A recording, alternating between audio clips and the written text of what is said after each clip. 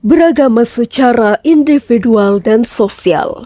Harus diakui sebagian besar umat Islam masih belum bersikap secara proporsional betul. Mereka keras sekali terhadap hal-hal yang sepele tapi lunak terhadap hal-hal dasar.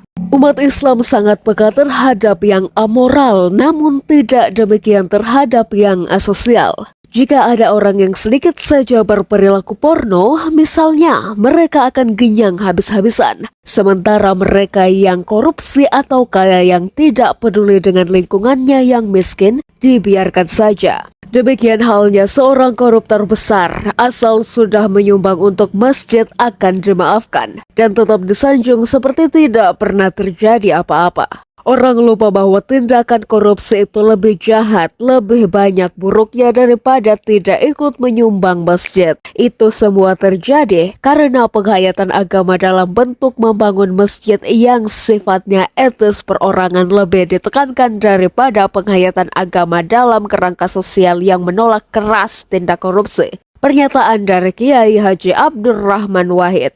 Pernyataan tersebut puluhan tahun silam dalam salah satu tulisannya itu menarik untuk dicermati dan dikontekstualisasikan dalam kondisi hari ini, khususnya berkenan dengan sikap beragama umat Islam di tanah air.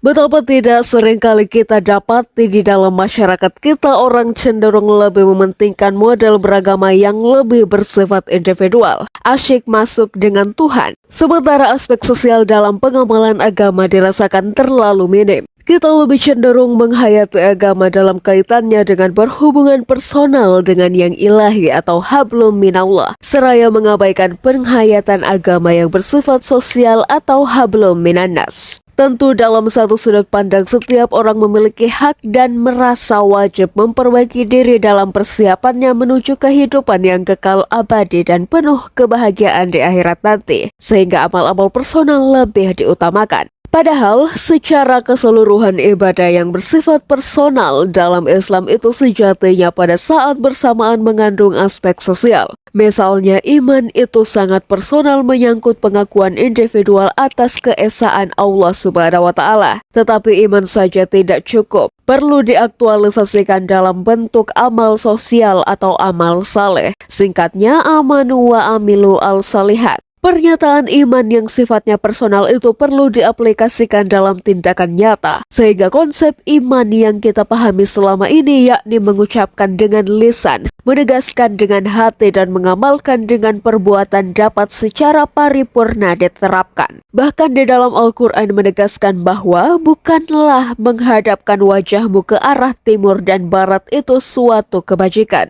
Akan tetapi sesungguhnya kebajikan itu ialah beriman kepada Allah, hari kemudian malaikat-malaikat, kitab-kitab, nabi-nabi, dan memberikan harta yang dicintainya kepada kerabatnya, anak-anak yatim, orang-orang miskin, musafir atau yang memerlukan pertolongan, dan orang-orang yang meminta-minta, dan memerdekakan hamba sahaya, mendirikan salat dan menunaikan zakat, dan orang-orang yang menepati janjinya apabila ia berjanji, dan orang-orang yang sabar dalam kesempitan, penderitaan, dan dalam peperangan. Mereka itulah orang-orang yang benar imannya, dan mereka itulah orang-orang yang bertakwa. Quran Surah Al-Baqarah ayat 177. Ayat tersebut nyata-nyata menegaskan keseimbangan antara amal individu dengan amal sosial. Atau dengan meminjam penjelasan Gus Dur, kita bisa melihat bahwa persoalan yang mendesak dipecahkan dalam keterpisahan antara dua komponen dalam sistem keyakinan Islam, yaitu keyakinan akan iman yang sangat pribadi sebagaimana tercantum dalam rukun iman, dan dimensi sosialnya sebagaimana tercantum dalam rukun Islam.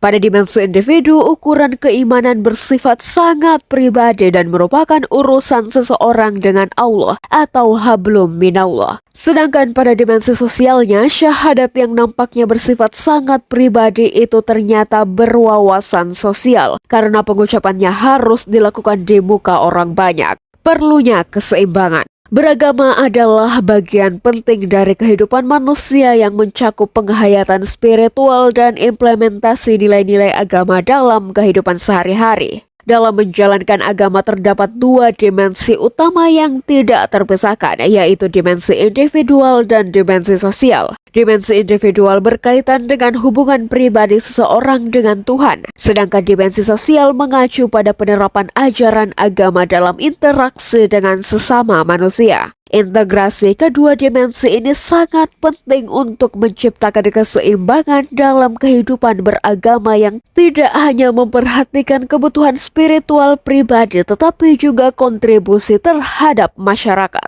Dalam konteks ini penting untuk memahami bagaimana dimensi individual dan sosial dapat saling melengkapi, serta bagaimana keduanya diintegrasikan dalam praktik keagamaan.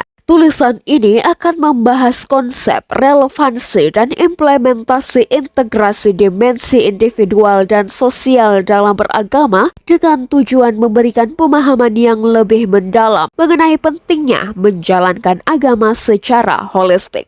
Dimensi individual dalam beragama mengacu pada penghayatan pribadi terhadap ajaran agama. Ini mencakup aspek-aspek seperti iman, doa, meditasi, introspeksi, dan ibadah pribadi yang dilakukan seseorang dalam hubungan dengan Tuhan. Dimensi ini seringkali menjadi dasar bagi seseorang untuk membangun keyakinan yang kokoh dan kehidupan spiritual yang mendalam.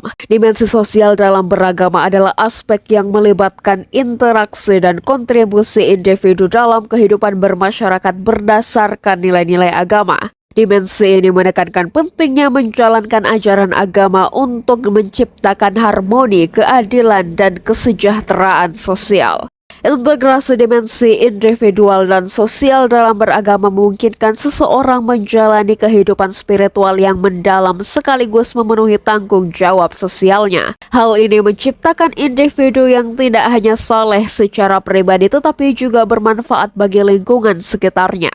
Dampak positifnya antara lain terlihat dalam bentuk pengembangan kepribadian yang holistik. Dengan mengintegrasikan kedua dimensi, seseorang dapat tumbuh menjadi individu yang bijaksana, peduli, dan bertanggung jawab. Harmoni dalam kehidupan bermasyarakat. Individu ini menciptakan masyarakat yang saling menghormati dan bekerja sama untuk kebaikan bersama. Pemenuhan ajaran agama secara utuh, sebagian besar agama mengajarkan keseimbangan antara hubungan dengan Tuhan atau hablum minallah dan hubungan dengan sesama manusia atau hablum minannas. Integrasi dimensi individual dan sosial dalam beragama adalah langkah penting untuk menciptakan kehidupan yang seimbang dan bermakna. Dimensi individual memberikan landasan spiritual yang kuat, sementara dimensi sosial memungkinkan seseorang menerapkan nilai-nilai agama dalam kehidupan bermasyarakat. Dengan mengintegrasikan kedua dimensi ini, seseorang tidak hanya dapat mendekatkan diri kepada Tuhan, tetapi juga memberikan kontribusi positif terhadap sesama.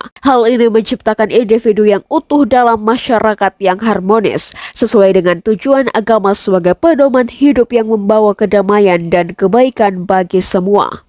Islam sendiri menegaskan pentingnya menyelaraskan antara kesalehan individual dan kesalehan sosial.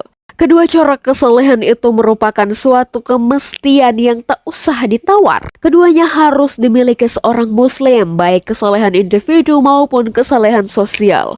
Agama mengajarkan udkhulu fis-silmi kaffah, bahwa kesalehan dalam Islam mestilah secara total. Saleh secara individual juga saleh secara sosial. Karenanya ibadah ritual selain bertujuan pengabdian diri kepada Allah juga bertujuan membentuk kepribadian yang islami sehingga punya dampak positif terhadap kehidupan sosial atau hubungan sesama manusia. Karena itu, kriteria kesalehan seseorang tidak hanya diukur dari seperti ibadah ritualnya, seperti salat dan puasanya, tetapi juga dilihat dari output sosialnya, yaitu nilai-nilai dan perilaku sosialnya, berupa kasih sayang terhadap sesama, sikap demokratis, menghargai hak orang lain, cinta kasih, penuh kesantunan, harmonis dengan orang lain, memberi dan membantu sesama. Islam bukanlah agama individual. Ajaran Islam yang dibawa Nabi Muhammad adalah agama yang dimaksudkan sebagai rahmat bagi semesta alam atau rahmatan lil alamin. Agama yang tidak hanya untuk kepentingan penyembahan dan pengabdian diri kepada Allah semata, tetapi juga menjadi rahmat bagi semesta alam. Karena itu dalam Al-Quran kita jumpai fungsi manusia itu bersifat ganda. Bukan hanya sebagai abdi Allah, tetapi juga sebagai khalifatullah. Khalifatullah berarti memegang amanah untuk memelihara, memanfaatkan, melestarikan, dan memakmurkan alam semesta. Karena itu mengandung makna hablum minannas wa hablum minalallam. Wallahu alam bisyawab.